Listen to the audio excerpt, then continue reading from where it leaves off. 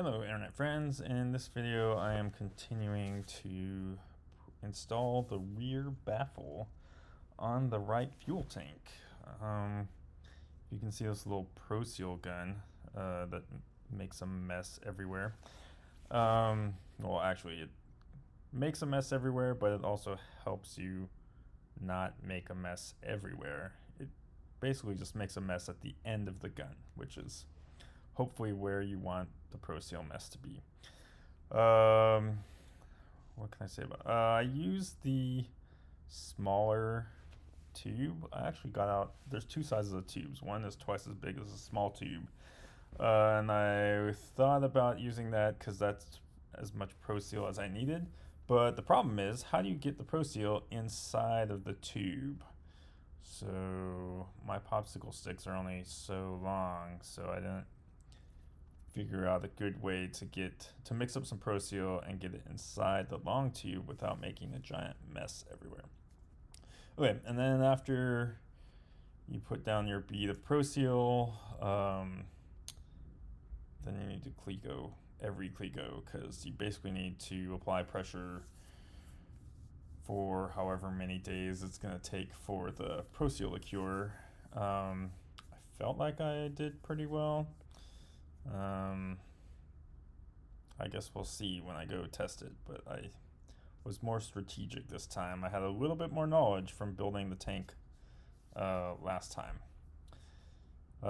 So I think I'm gonna, after this, have one more work session because I ran out of time to finish installing the rivets. But I did Cleco the Z-brackets on. So the Z-brackets are what attach the fuel tank to the wing. Well, part of what attaches it. There's also like 800 screws that attach it to the wing.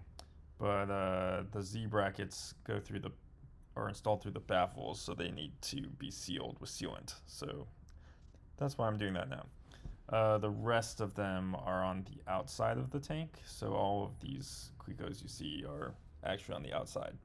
So they're not super critical to get done right now, even though I will probably dip these rivets in sealant when I install them. It's not critical to do right now. So, and these are the brackets that I was talking about. And they're done with pole rivets, and I'm using my fancy Sumaki pole rivet gun because I hate that Harbor Freight one that everyone uses. The Harbor Freight one is way cheaper though. This one costs like 10 times as much as that.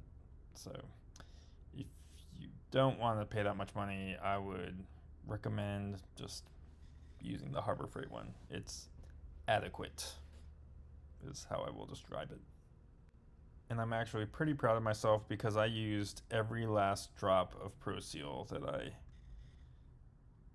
mixed up. So I mixed up 99.9% of the of the Pro Seal accuracy, I guess is what I'm trying to say. And then what the shaky camera-ness you just saw was the last legs of my tripod. I've knocked it over too many times. One of the legs broke. So I guess it's time for a new tripod. But that's for a future video that I'll use that tripod. In fact, I should order one off Amazon right now. You know what? I've done this so many times. I think I have a tripod in the box. So I will check first before I order another tripod. I think there's one in a box under that pile of crap.